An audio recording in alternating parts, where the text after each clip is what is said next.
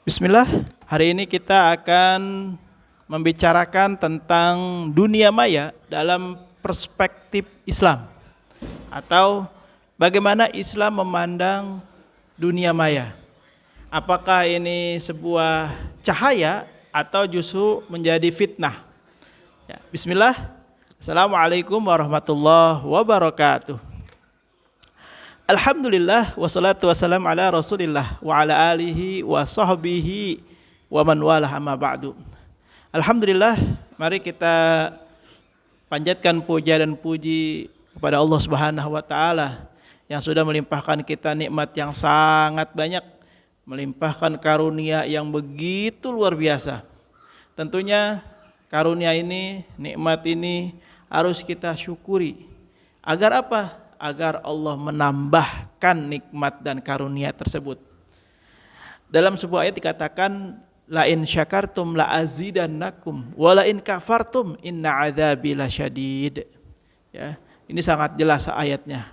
Barang siapa yang bersyukur atas nikmatku, kata Allah, aku tambah nikmatnya. Wa la in kafartum, dan kalau ada yang kufur mengingkari nikmatku, kata Allah, inna adzabi lasyadid. Sesungguhnya azabku sangat pedih. Nah, inilah yang menjadi dasar kenapa kita harus selalu mensyukuri nikmat dan karunia Allah Subhanahu wa taala. Selanjutnya bersolawat kepada Rasulullah sallallahu alaihi wasallam, manusia yang Allah jadikan suri teladan bagi kita, yang semuanya kalau diikuti menjadi pahala bagi kita. Ucapannya diikuti jadi pahala. Gerakannya diikuti jadi pahala. Apalagi ketetapannya diikuti jadi pahala. Jadi manusia di atas muka bumi ini, semua ucapannya, perbuatannya, gerak-geriknya, bahkan namanya disebut jadi pahala, yakni Nabi besar Muhammad sallallahu alaihi wasallam. Allahumma shalli ala Muhammad wa ala ali Muhammad. Mudah-mudahan kita mohon kepada Allah agar kita semua digolongkan menjadi umat Rasulullah, diakui sebagai umat Rasulullah dan mendapatkan syafaat, pertolongan yang nanti tidak ada pertolongan maupun syafaat kecuali dari Nabi besar Muhammad sallallahu alaihi wasallam. Di zaman sekarang kita menemukan sebuah fenomena, kalau nggak ada handphone itu rasanya seperti orang kehilangan, atau kalau mau lebih lebih tinggi lagi bahasanya, kalau nggak ada HP itu kayak orang kebakaran jenggot. Lebih tersiksa daripada orang yang nggak punya duit. Ya, kenapa? Betapa manusia di zaman sekarang itu sangat bergantung kepada HP. Karena HP ini bisa mengakses semuanya. Bahkan teknologi yang paling terbaru, ya, AI ataupun VR dan yang lainnya, itu semua berasal dari teknologi yang notabene teknologi ini seperti diibaratkan sebuah pisau. Kalau teknologi ini seperti pisau, maka pisau itu punya dua fungsi, fungsi negatif dan fungsi positif. Negatif, pisau ini bisa digunakan untuk membunuh orang, untuk melukai orang. Tapi positifnya bisa digunakan untuk memotong bawang, memotong kentang, memotong daun bawang, memotong wortel, timun dan sebagainya. Banyak fungsi dan manfaat dari pisau itu. Nah, begitu juga dengan teknologi. Kalau kita sederhanakan, kita ambil yang paling kecil, handphone. Begitu juga dengan handphone. Handphone ini seperti pisau. bisa menjadi negatif, bisa menjadi positif, tergantung siapa yang memegang handphone ini, siapa yang memegang pisau ini. Kalau dipegang oleh pembunuh, maka digunakan untuk membunuh. Tapi kalau dipegang oleh koki, tukang masak, maka akan jadi perlengkapan dapur, yang itu tidak ada bahaya sedikit pun. Nah, kemudian yang menjadi titik permasalahannya, apakah teknologi ini sebuah cahaya atau fitnah? Kalau kita kembali ke tema, maka kita harus paham, harus mengerti lebih dahulu apa manfaatnya. Ketika kita mengetahui manfaat sebuah benda, sebuah teknologi, sebuah HP, ya, ketika kita tahu manfaatnya, maka kita akan berupaya secara penuh, berupaya secara maksimal untuk mengambil manfaat tersebut. Ini kita semua memahaminya. Nah, pertanyaannya, karena kita seorang muslim, maka kita harus melakukan satu hal lagi selain mengambil manfaat. Apa itu?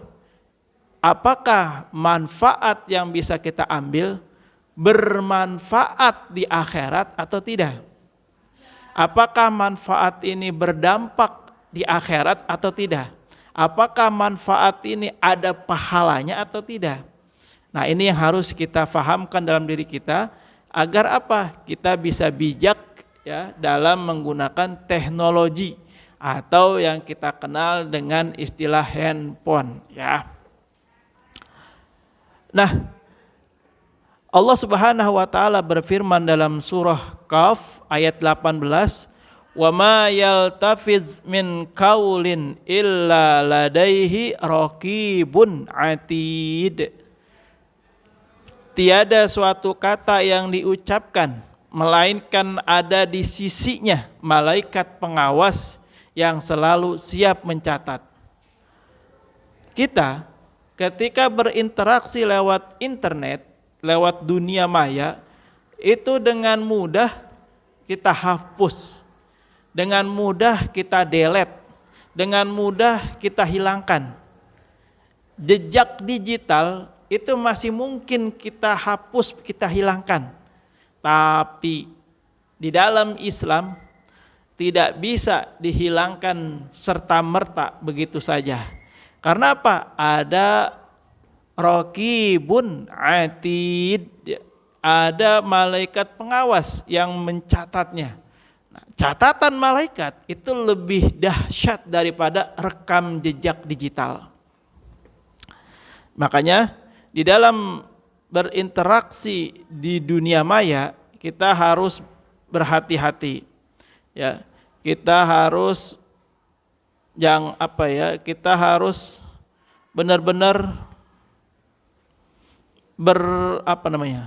memilah dan memilih mana yang bermanfaat bagi akhirat kita, mana yang tidak.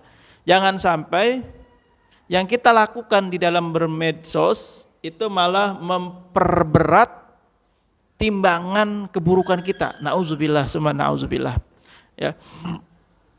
Nah, selanjutnya yang harus difahamkan juga adalah sesungguhnya Islam itu, ya, tidak menolak yang namanya perkembangan zaman. Islam itu tidak menyangkal yang namanya perkembangan teknologi. Dan Islam itu tidak serta-merta menolak atau menyangkal daripada perkembangan zaman dan teknologi yang saat ini begitu pesat, ya. Yang menjadi titik tumpu dari Islam itu adalah sebagaimana sabda Rasulullah, "Man kana yu'minu billah wal yaumil akhir falyakul khairan aw yasmut." Hadis ini populer, hadis ini sangat familiar, hadis ini sangat terkenal, yang membahas tentang kalau kita beriman kepada Allah, kita beriman kepada hari akhir, hendaklah kita berkata yang baik atau diam. Nah, hadis ini tentu sangat relevan ya, sangat sesuai dalam kita aplikasikan di dalam menyikapi teknologi. Apalagi dalam bermedsos. Ingat, bermedsos itu harus pakai hadis ini. Agar apa? Agar kita bisa mengontrol gerak tangan kita. Jangan sampai yang kita ketik menyakiti orang lain. Jangan sampai yang kita ketik merupakan fitnah. Jangan sampai yang kita ketik merupakan berita bohong atau hoax, ya. Jangan sampai. Kenapa? Ketika kita sudah berinteraksi dengan media sosial, maka di situ ada dua yang mengikuti. Kita tinggal milih nih, mau yang mana? Apa yang mengikuti? Yang pertama, amal jariah. Yang kedua, dosa jariah. Hati-hati, ya. Jadi semua rekam jejak kita di media sosial itu berpotensi dua hal tadi. Apakah amal jariah atau dosa jariah? Kok seperti itu? Iya, karena dalam bermedsos, ya, apapun itu tidak lagi lingkup kecil, tapi sudah lingkup dunia. Ya, bukan lagi lingkup kota, bahkan nasional, tapi juga udah lingkup antar benua.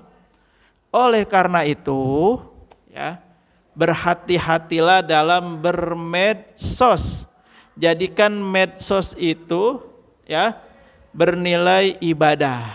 Jadikan bermedsos itu bernilai pahala.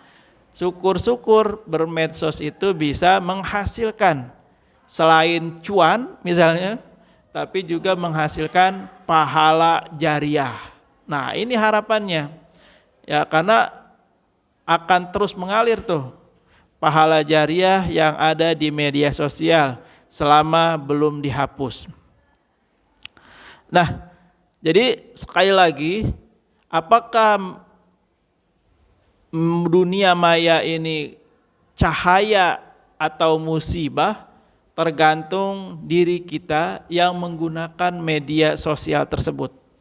Untuk kebaikan kah atau untuk menghujat orang, menyakiti orang, ya, memotivasi orang berbuat baik atau memotivasi orang berbuat buruk. Itu kembali lagi ke pribadi kita. Oleh karena itu, saya mengingatkan diri saya secara pribadi dan semuanya yang melihat video ini, sebelum membuka handphone, biasakan awali dengan bismillahirrahmanirrahim. Minimal kita akan dijaga sama Allah dari bahaya-bahaya yang ada di handphone kita. Ya, minimal kita baca bismillahirrahmanirrahim. Itu sebagai apa? Niat bahwa kita ingin kebaikan dari handphone itu. Ya. Terima kasih, mudah-mudahan bermanfaat. Hadanallahu wa iyyakum ajmain. Mohon maaf jika ada yang kurang berkenan. Hadanallahu wa iyyakum ajmain. Assalamualaikum warahmatullahi wabarakatuh.